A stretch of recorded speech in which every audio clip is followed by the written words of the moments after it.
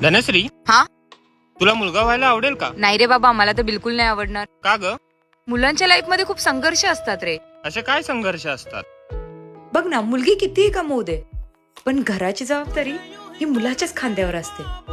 Job असो, प्रेम असो या नाती, त्याग हा फक्त मुलालाच करावा लागतो.